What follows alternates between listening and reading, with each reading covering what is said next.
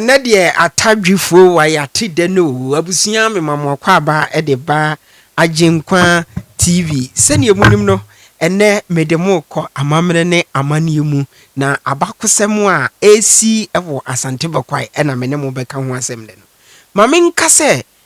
kutanhwam ochikire finchim twiridua mpon yankompon a wotwere na ompon no wahwefem no ochikire Asantiman no wode enkabom odo entiase periperi ye ne nukuredie ena de chikire Asantiman ne senti no empempi no ya na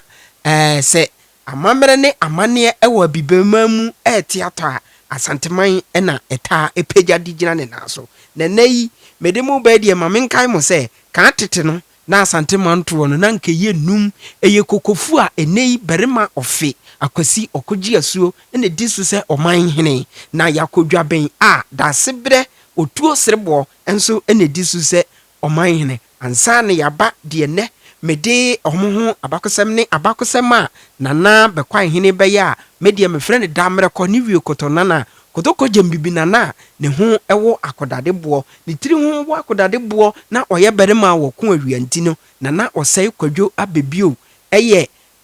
kotoko jembibi nana wo kuma pem nanso kum na pem a apem beba otumfo se tu Abebio eye Asante hene na Nana Mampong hene enso ana oka Asantiman to num no ho no ene de odiso eye da sebre ose bunzu Asante abakosem no otwum no a setie ni na ne abakosem kasie bi ebekoso Asante Bekwai manmu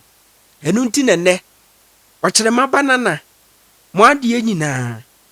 Nana Kofi agenkwa mesoma bom kentem na mede kire se abakosem anka wo se asi dadada no ene de obosomfo ayipuma kwa mu o afei na tadwifo wa yate denne edi enti na mekasa yanyemre na menane manimra na meba menemu atwa de wo hoso pia.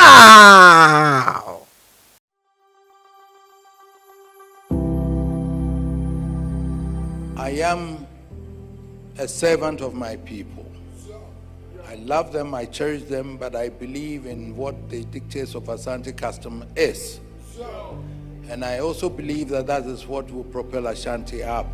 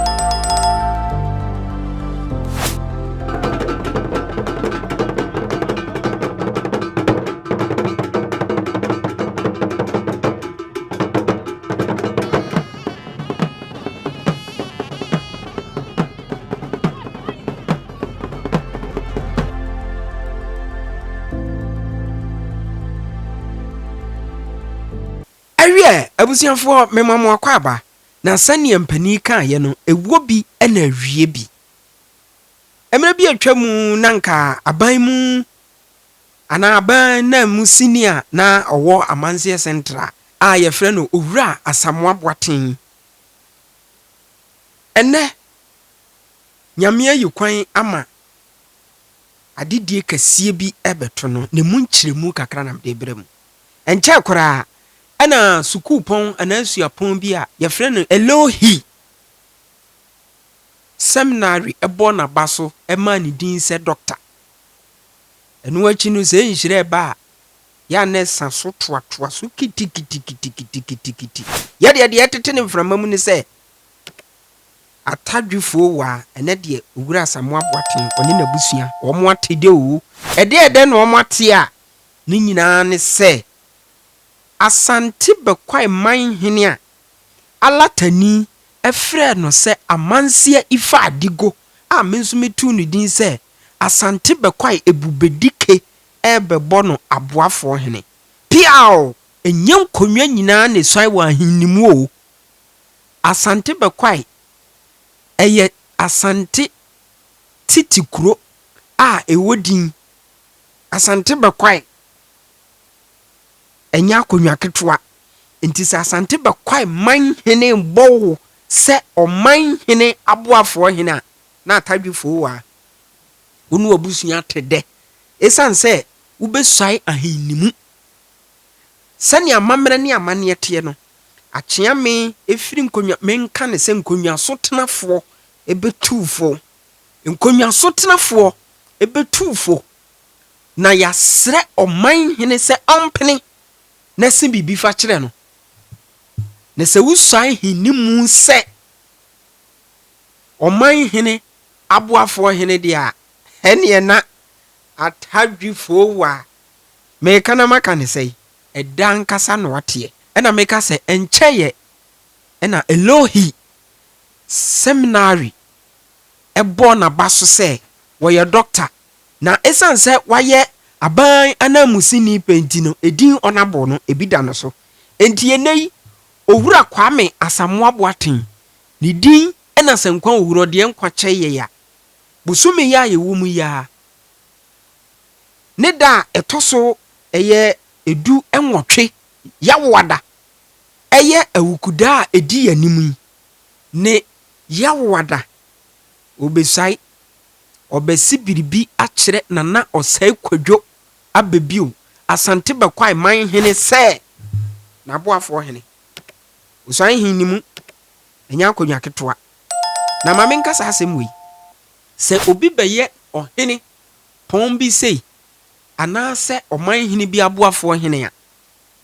empem pii no otagina nananamu ewo dwumadie bebirase na mamenka wei na yensua ho ade ketewa bi se bosomfo yi puma kwam na nananom sire bi ma yewura efiri yewura ho na se yewura da sebre Osei Kwadwo ti ase ema owura Kwame Asamoah-Boateng si bibi kire na ne dini obeye Honorable Dr. Nana Asamoah-Boateng anase sene meka no se nkwa owura na ode nkwa kyeye na se nananom gitum na omo sire bi mano se sire nsuaye ede mano se da sebre Osei Kwadwo Abebio mu a oye Asante Bekwai ebubedike amansie ifa adigo Asante Bekwai Manhene agini tumma ni sai kire no a oba beye Honorable Dr. Nana Kwame Boateng anase Asamoah-Boateng ni dinu no Honorable Dr. Nana Kwame Asamoah-Boateng enye di breketwa yebesua ho abakosem bebre eya abakosem a eba so ewo Asante Bekwai mamu potokasi mebekase is long overdue enka wose na wana Aboafoɔhene dadaada nanso bibia wone mre mesɛ de hwan ne sem be kire na se breze na yi wa Aboafoɔhene so hwɛ sɛ ne me ene menso matutu aguso na agya menhu de menya hu a na ya akwanso sem denti a ema se wote nkawatu nsuani a na adwena befa kwanti memeni adwene no enti wedi abaso bode ena mede ma Nana Osei Kwadwo Abebio kotoko jembibi nana no da bia me kasa wo yo frichi freche framre fentemfrem abubom fresi hene me bona baso se sa akonwa wei ene wobo me bona baso sa abakum masem wei ni abakum masem ne nsem na wo wei oye de ato ho daachi njinima bekai no na owura Asamoah-Boateng a wotia patam ze die sa na meka no se enya nyi untum totia patam ebi a wate humpo yese na pese ode sa akonwa ima menso me bo wabaso sa se nche na Elohi seminary nso bo wabaso eye o doctorate degree ye wona o doctorate degree nti chese nso ko ohwemfo nyina etwa gu ni ade a eye ono a na ye be ma no saa akonwa no nso me matiri nkwa enye nipa nyina na benya saa adom wei ene privilege a potoka se me be kan se privilege a wo wanyan me de sebe nananim adom a wanya no eye nhyira ene niema bibiri de me kan se wunim de nti ba bia ye de abeduru no se fata se otiso bi ka bibia na ya ho ya na wo se fata sebe Nana Osei Kwadwo amamane ne amane wote wonim no wote ase enu nti onim ne oye nana ma Osei di bia we ya enye nkwada di bia ena nya ade so se ye befa ho adi agoro nti nko woro de nkwache ya busumi mu ne da dunwotwe a eye ya wada ye behia ewo ayeboafo ahemfie prem tobre sana meka no prem tobre dumienu pepepe bomodin na bra bi ne behwa amamre ne amane bra besua obu a ni krom hene kronim ne din bra ne behwa sene o hene bi so ai kire wo hene bi bra ne behwa sene afutuo fitimu babonkum nifa adonten chidom akwam ene kontre ne hwan no behwa sene obi aka na asem besua bi meto mensama frɛw wedie Asante Bekwai ayeboafo ahemfie hɔ a wonso fa ho bagim bi nanso besua bi na de me ka ne sɛ de odi na gyanoma manfoni no ogya wɔ na japade ene owura Kwame Asamoah-Boateng enche wo yɛ doctor ma me mfa ma a wodin bɛyɛ honorable Dr. Nana Kwame Asamoah-Boateng se nyame wadom na nsa ka odibire no a bomodin a se wobamba mi nso aso yeso ye behunu na ne de ahenie abibimamu ha Ghana ha Asantiman ma ahenie ya akono mama ahenie ya fe o mama ahenie aye krabehwe enti bomodin se wonso se duru ho a wobeye de wo se woye na aboa bra behwe bi amama ne amane de beto fem wo sa asem ehu bia nso Agyenkwa TV ye de bebrew owura Asamoah owura meka owura wo ye mi wura wo ye mpapa wo ye mbibia enu nti owura onimonyamfo Dr. Nana Kwame Asamoah-Boateng me ma tirinkwa minim mrane a wobo na Nana Osei Kwadwo Abebio de oyoyukuni nti ya sansa krokotia ko faade ofade bum na wafa wi wode wo bekire nti wode wo kire wi a na nso wama na hu se ampa wo ye obi a ye de kire bedwam minim mrane a wobo enkamde ma ebi na ya sunani ene na ye kuntunkunkun na ofori na so ya yukuni nso a ene na chese damre kono wi koto nana no anu na se wo ye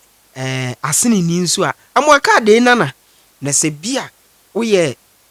asachiri ni nso a apan dan kwa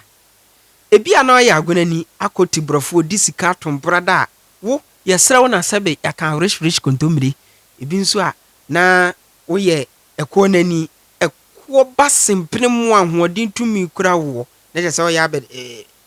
wo de wo wani mu ahoden kura wankasa ekwo basempene mu na se ebia wo ye aduanani nso a na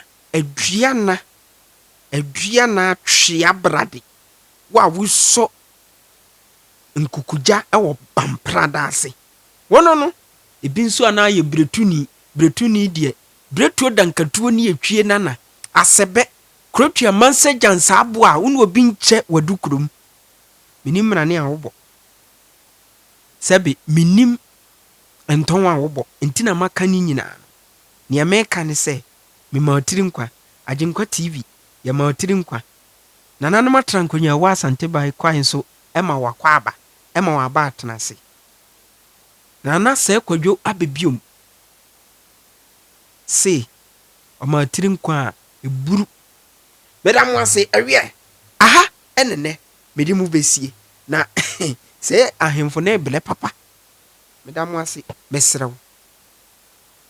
Se wati we nyina de a ene no adaroma. Wa adoma no so. Na nwo so kran. Na ka se na de kofidi ba ye chekuro yi o. Na onso unya so chefani. Meda mo ase se mo ya so na motie mi. Yankopon hyira mo. Wa bere foforo mu no ye besa hia na se na me hye bo no. De beto wa asem we mu bia. Me di nyina bebere mu. Bye bye.